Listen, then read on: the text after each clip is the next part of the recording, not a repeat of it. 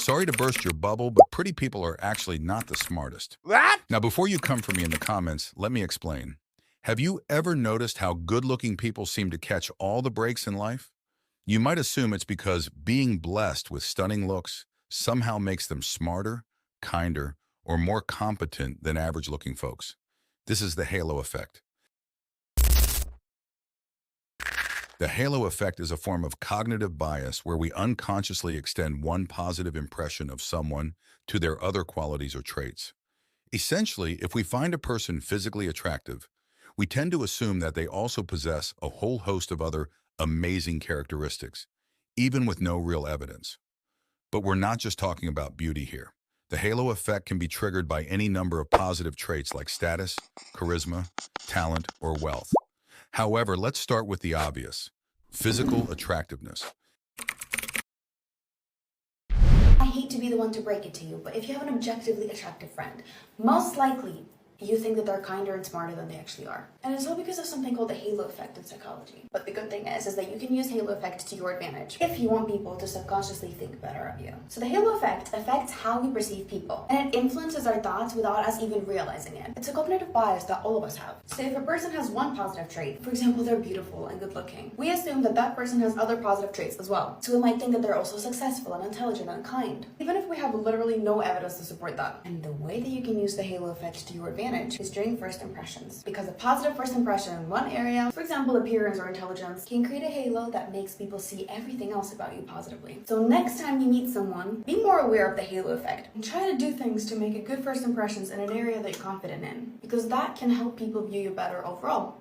Thanks to the halo effect, if we perceive someone as being gorgeous on the outside, our minds automatically start filling in favorable assumptions about their personality too.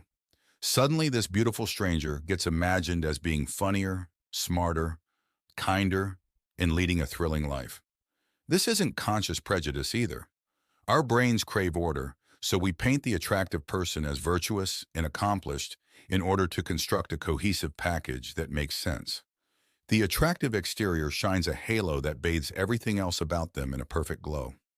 You've probably witnessed this firsthand with two coworkers of equal talent, one much better looking than the other. The good-looking one likely gets more respect, benefit of the doubt, promotions, and credit for team successes, even subconsciously from you. Their attractive facade precedes any reality of their efforts or character. But the halo effect doesn't just apply to beauty.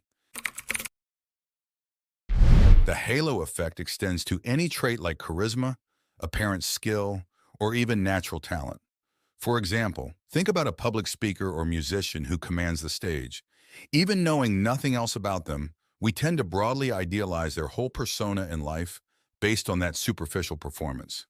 The amazing speaker or guitar shredder is automatically assumed to be a profound intellectual and enlightened soul. The suspicions or assumptions we extend go far beyond what we actually witnessed. We just conjure up a full-fledged halo of impressiveness. The same goes for star athletes or professionals at the peak of any respected field. Whether earned or not, we assign them an aura of confidence, ambition, and wisdom stretched far beyond just their specialized arena of excellence thanks to the halo effect. But of course, the most clear-cut example of the halo effect in action surrounds wealth and status.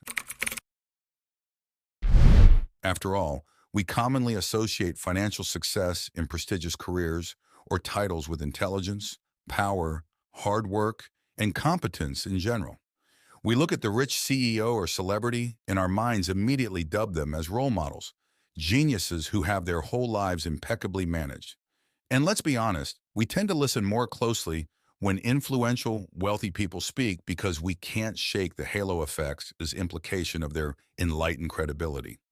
This impulse stems from envy and deeply entrenched societal conditioning to worship wealth. We want to believe this person has transcended the daily grind of worries and challenges we face through their smarts and willpower. But in reality, many may have simply gotten lucky or abused their privilege.